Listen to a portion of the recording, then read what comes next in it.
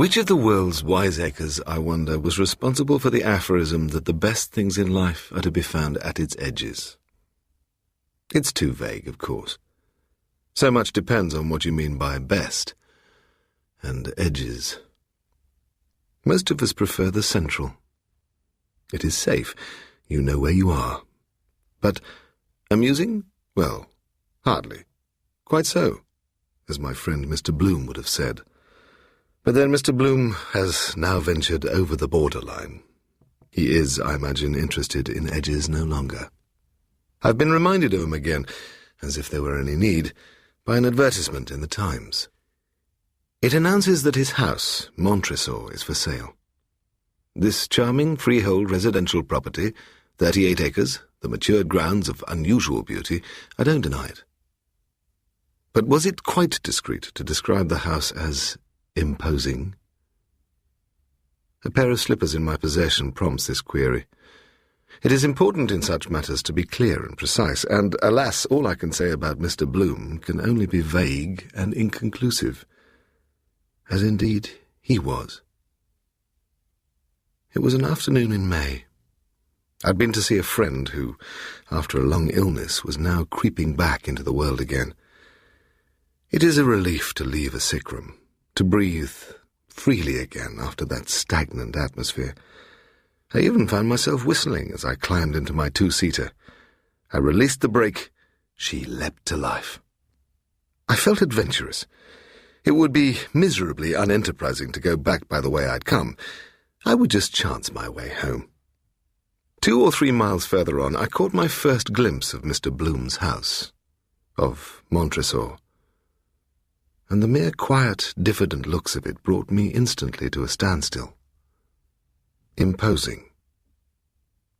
It must have been built around 1750, and at second sight was merely of pleasing proportions. To all appearance, it was vacant. High-grown trees towered around it, chiefly chestnuts. The sun had set, and a diffused light hung over the walls and roof. I had been debating whether to approach nearer on foot or to drive boldly in. I chose the second alternative, with a faint notion in my mind perhaps that it would ensure me, if necessary, a speedier retreat. But then premonitions are apt to display themselves a little clearer in retrospect. Anyhow, if I had walked up to the house, that night would not have been spent with Mr. Bloom. But it looked harmless enough, and I drove under the chestnut trees to the entrance. I sat on in the car, idly surveying the scene. No notice whatever seemed to have been taken of my intrusion. So presently I got out, and mooned off to the end of the shallow stone-vase terrace. Only a dense shrubbery beyond. I sighed and turned back. I came to the conclusion that the place was unoccupied. Indeed, my foot was actually on the step of the car when, as if at a summons, I turned my head and discovered not only that the door was now open, but that a figure, Mr. Bloom's, was standing on the threshold. Mr. Bloom. A memorable figure. He was well over 6 feet in height. He was both stout and fat, and his clothes hung loosely upon him. A black morning coat and waistcoat, brown trousers and well-cut boots. His head was bald, but his face was bushily bearded. He was surveying me from under very powerful magnifying spectacles. "Are you interested in my house?" he was saying. I made the lamest apologies, adding some trivial comment on the picturesqueness of the scene. But of this I am certain. The one thing uppermost in my mind, even at this stage in our brief acquaintance, was the desire not to continue it. Far from countenancing this inclination, however, Mr. Bloom was suggesting that I should come in. There was a suppressed eagerness in the eyes behind those glasses. And yet, even so, why should I have distrusted him? He pushed the door open. The glimpse within decided me. For the hall beyond was peculiarly attractive. It was panelled in light wood, the carving on its pilasters tinged with gilt. Empty, it would have been a fascinating room, but just now it was grotesquely packed with old furniture. It might have been some antique dealer's interior, prepared for a moonlight flit. But having thus enticed me in under his roof, Mr. Bloom rapidly motioned me on. At the dusky twist of the corridor, I found him awaiting me, his hand on an inner door. "This is the study," he informed me. "One moment, though. I think I neglected to shut the outer door." Dimmed old Persian rugs lay on the floor. There was a large writing table. The immense armchairs were covered in vermilion Morocco leather, and the walls were lined with books. The lofty chimney-piece was surmounted by mouldings in plaster, some pagan scene. I was looking out of the long windows when Mr. Bloom reappeared. "You are a lover of books," he was murmuring, and we were soon conversing amiably enough on the diversions of literature. At last I bluntly held out my hand, and in spite of his protestations, made my way out of the room. Mr. Bloom followed me, cooing his regrets that I could spare him no more time. "The garden, my china." I persisted nevertheless, and myself opened the outer door, and there, in the twilight, sat my car. I had actually taken my seat in it, when I noticed that in a moment of absent-mindedness I must not only have locked the gears, but that the Yale gear key was missing. I searched my pockets, leapt out and searched them again, and not only in vain, but without the faintest recollection of having even touched the key. I turned to Mr. Bloom. He was watching my efforts with an almost paternal concern. "I've mislaid the key. Is it of importance?" "It's the gear key," I snapped. "She's fixed, immovable, useless. I wish to heaven I—" "Most vexatious, dear me. Do you think by any chance, Mr. Dash, you can have put it into your pocket?" I stared at him. The suggestion was little short of imbecile, and yet he had evidently had the sagacity to look for my name on the licence. "Where's the nearest town?" I said. "The nearest... let me see. Come in again, we must get a map." I produced my own from the car, but only an owl could have read it in that light. There was no alternative. I followed Mr. Bloom into the house again and on into his study.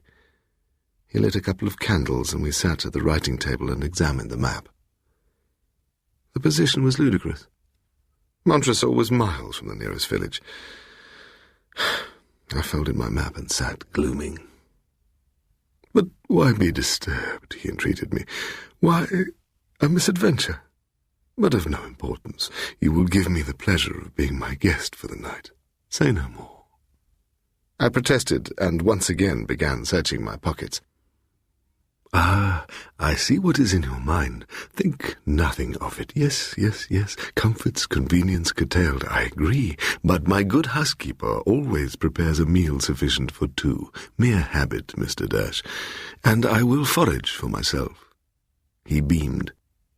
"As a matter of fact, I am preparing to leave," he told me, "as soon as it is convenient. Meanwhile, I camp on the ground floor. It amused my secretary, this system of picnicking, poor fellow.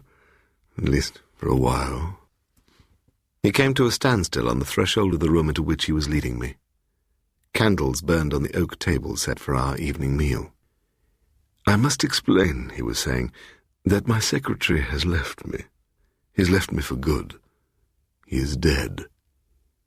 He glanced over his shoulder into the corridor. "I miss him. On the other hand, we mustn't allow our personal feelings to interfere with the enjoyment of what I'm afraid is a lamentably modest little meal." It was by no means a modest little meal.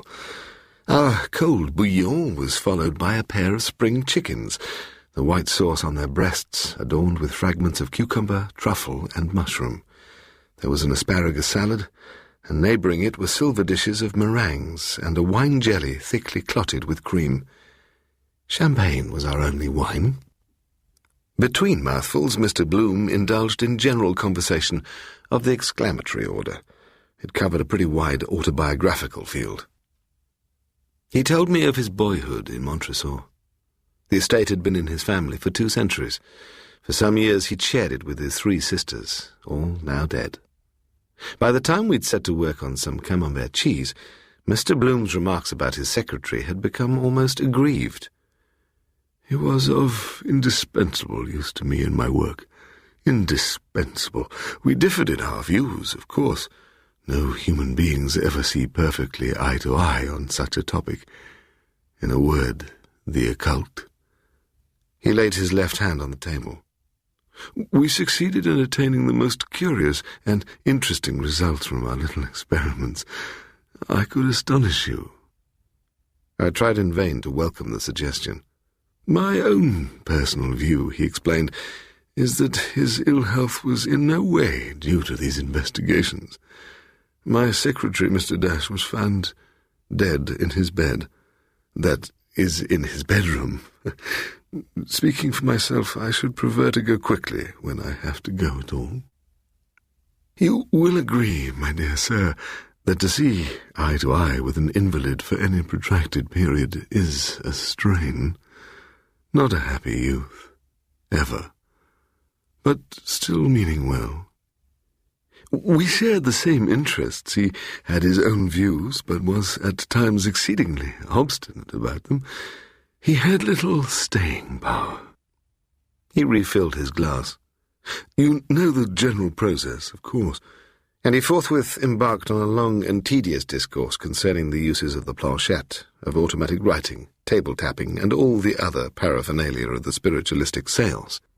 Nothing I could say or do, not even deliberate yawning, had the least effect on Mr. Bloom's fluency.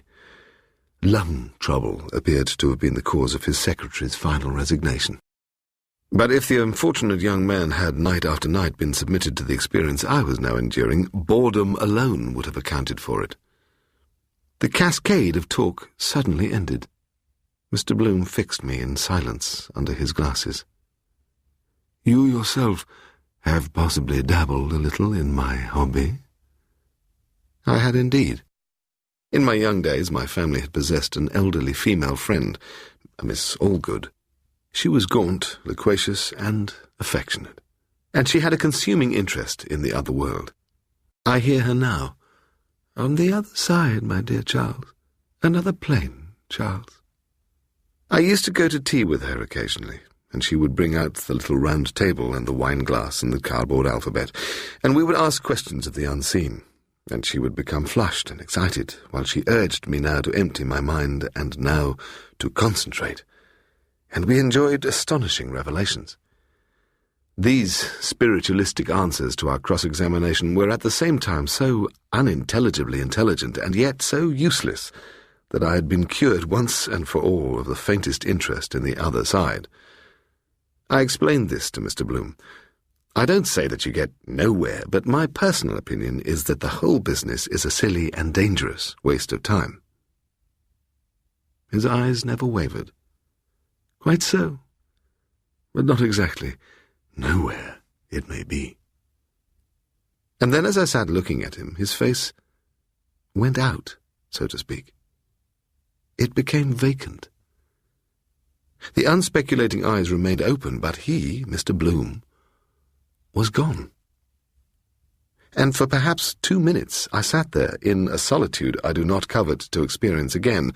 Yet, as I realized even then, Mr. Bloom had succeeded in this miserable maneuver merely by a trick. The next instant his bluish eyes became occupied, and he looked at me with a leer of triumph. He gave me no time to reflect on this piece of buffoonery. So, he was informing me, shut us up or shut us down. We are what we are. And what you've been saying, my dear Mr. Dash, amuses me. Extraordinary, most amusing. Quite so. Like a fool I mentioned Miss Allgood. I see. A superannuated novice. You pay your money and you take your choice. Pooh, banal. I hotly defended my old friend. Ah, indeed, an old maid. Have no fear, Mr. Dash, she is not on my visiting list. With that he took out his watch, a gold half-hunter. Now, let me see. 9 o'clock. Just 9. We have a long evening before us. Believe me, I am exceedingly grateful for your company, and regret that, but I see you've already condoned an old man's foibles. There was something curiously aimless, even pathetic in the tone of that last remark. He rose from the table, with one of the candlesticks in his hand. In his study, a dusky moonlight loomed beyond the windows. And now, Mr. Dash, Your room. Where shall we be put? He stood looking at me. My secretary's now? But one has reluctances, perhaps. I myself sleep in here. He stepped across and drew aside a curtain hung between the bookcases. But there was not light enough to see beyond. The room, I propose, is also on this floor, so we should not, if need be far apart. Eh? What think we? Well, now, come this way. He led me out to a room along the corridor. It was a bed and a sitting room combined, and its curtains and upholstery were of pale purple. The bed was in a corner by the window, and there again the dusky moonlight showed. This was the last place on earth. These walls, these colours, this bookcase, that table, which Mr. Bloom's secretary had set eyes on before setting out, not to return. How's that, then? My host watched me. I mumbled my thanks. Capital, cried Mr. Bloom. Eureka! My only apprehension. Well, you know how sensitive people can be. I leave you reconciled, then, my dear Mr. Dash. You will find me in the study. He lit the candles on the writing table and withdrew. I took one of the candles and glanced at the books. They were chiefly of fiction and a little poetry. On the writing table were a couple more, and a black book, its cover stamped diary, and on the flyleaf, S.S. Champneys. I turned to the last entry, dated just months before. Just a few scribbled words. Not me, at any rate. Not me. But even if I could get away for... The ink was smudged, a mere scrap of handwriting, and that hasty smudge of ink. They resembled an incantation. I shut the book and turned away.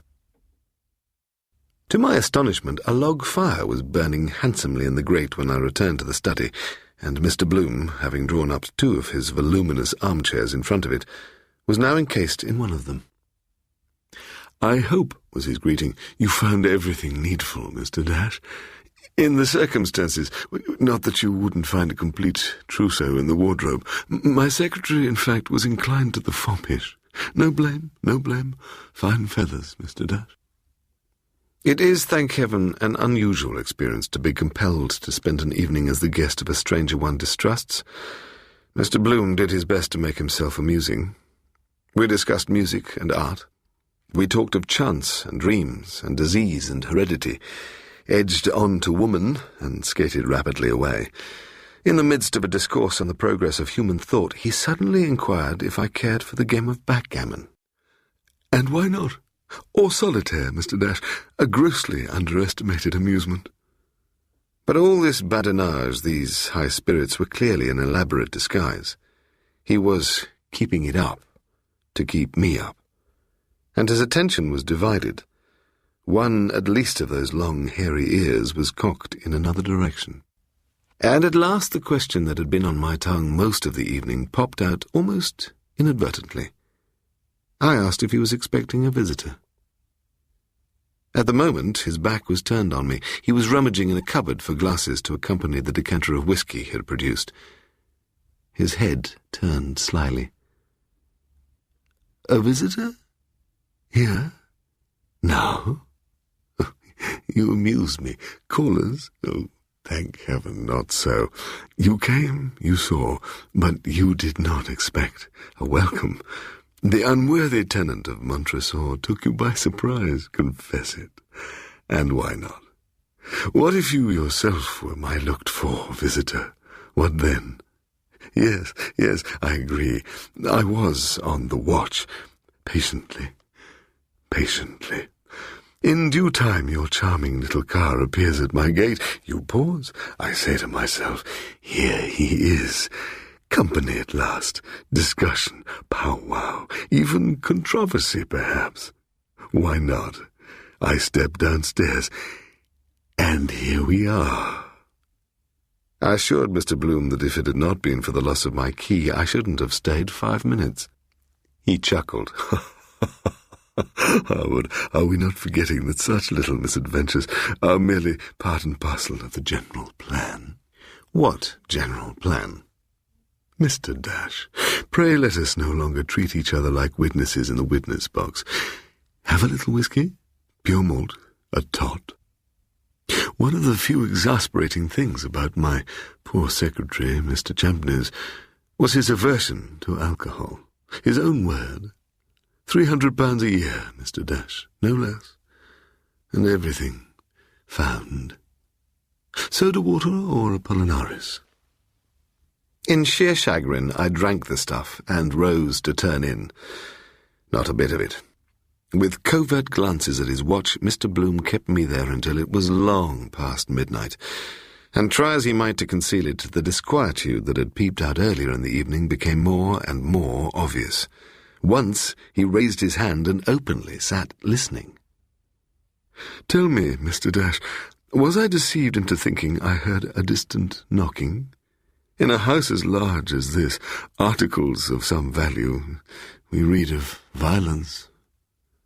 I inquired with clumsy irony if there would be anything remarkable in a knocking. Don't your friends from the other side ever volunteer a rap or two on their own account?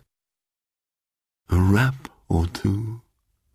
He echoed me blandly, but his lips trembled. I had had enough, and this time had my way. He accompanied me to the door of the study and held out his hand. "If by any chance you should want anything in the night, you will remember where to find me. I'm in there," he pointed. "And now our evening is at an end. But who knows? Never matter. What must come, comes." At last I was free. I made my way to Mr. Champney's bedroom and locked the door. The one thing in my mind was relief at finding myself alone again. No talker has ever more completely exhausted me than Mr. Bloom. Half-dressed, I lay down on the bed, drew its purple quilt over me, after all Mr. Bloom's secretary had not died in it, and blew out my candle. I must have at once fallen asleep. And now, as if in a moment, I was awake again, wide awake. Night had gone, the creeping grey dawn was at the window. I lay there, stiff and cold, eyeing the door. And then I heard the sound of voices at a distance. At that, a deadly chill came over me. I stepped soundlessly onto the floor, looked about me, but in vain in the half-light for the coat I had been wearing the previous night, and slipped on instead a pair of Mr. Champney's slippers and the silk dressing-gown that hung on the door-hook. In these I was not exactly myself, but at any rate ready for action. I unlocked the door. The voices were more distinct now. One of them, I fancied, was Mr. Bloom's, but there was a curious similarity between them. It might have been Mr. Bloom talking to himself. I listened, but could detect no words. And then the talking ceased. There came a thump, and then, overhead, the sound as of someone retreating towards me. Inaction is unnerving, and yet I hesitated, detesting the thought of meeting Mr. Bloom again. But that risk had to be taken. I tiptoed along the corridor and looked into his study. The curtain between the bookcases was drawn aside. I crossed the room and looked in. Beside a chair on which a black morning coat had been flung was a small bed, half covered by a rug, and standing next to it a familiar pair of boots. On a table lay the miscellaneous contents, obviously, of Mr. Bloom's pockets. The old gold watch, a note-case, a silver toothpick, a bunch of keys. I see them all. But I see even more distinctly a Yale key. Never until this moment had it occurred to me that Mr. Bloom himself might have been responsible for the loss of my key, that he had in fact purloined it. I stole nearer and examined it. Was this mine? I was uncertain. I must risk it. The footsteps seemed now to be thumping down the stairs, and it was unmistakably his voice that I heard. "Yes, yes, coming, coming!" Well, I had no wish to meddle in any assignation. What, as I turned round, I was not prepared for was the spectacle of Mr. Bloom's bed. When I entered the room, I am certain that it had been empty. Not so now. The lower part was entirely flat, but on the pillow, the grey-flecked beard protruding over the turned-down sheet now showed what appeared to be the head of Mr. Bloom. It was a flawless facsimile, waxen, motionless. But it was not real. It was an hallucination. How induced is quite another matter, but it was inconceivably shocking. This house was not haunted. It was infested. Without another glance at the bed, I made my way as rapidly as possible to the door and broke into a run. Just as I had left her the previous evening, my car stood awaiting me beneath the porch. My heart literally stood still as I inserted the key. But all was well. The first faint purring of the engine was accompanied by the sound of a window being flung open. It was above me and behind me. I turned my head and detected a greyish figure standing within the trees, but he too may have been pure illusion. When I blinked and looked again, he was gone, but the gabbling was increasing overhead. In an instant I'd shot out from under the porch and was on my way down the drive, but to my utter confusion the gates at the end of it were heavily padlocked. I all but stripped the gears in my haste to retreat, and then, without so much as turning my head towards the house, I drove clean across the lawn. In 5 minutes I must have been nearly as many miles from Mr. Bloom's precincts. It was fortunate perhaps the day was so early. Even the most phlegmatic of constables might look a little askance at a motorist desperately defying the speed limit in a purple dressing gown and red Morocco slippers. But I was innocent of robbery, for in exchange for these articles I had left behind a valuable jacket and a pair of leather shoes. I wonder what they'll fetch at the sale.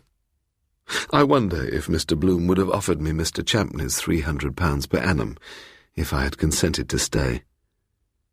He was sorely in need, I'm afraid, of human company. But I ran away. Now it's too late to make amends. He has gone home, as we all shall, and taken his wages. And what troubles me is the thought of Miss Allgood. She dabbled her fingers in the obscure waters frequented by Mr. Bloom. I hate to think of the possibility of her meeting him. For whatever Mr. Bloom's company in his charming house may have consisted of, and here edges in the obscure problem of what the creatures of our thoughts are made on, and quite apart, too, from Mr. Bloom's character and effects, my chief quarrel with him was his scorn of my harmless old friend. I would like, if only I could, to warn her against him. Those affectionate, saddened, hungry eyes.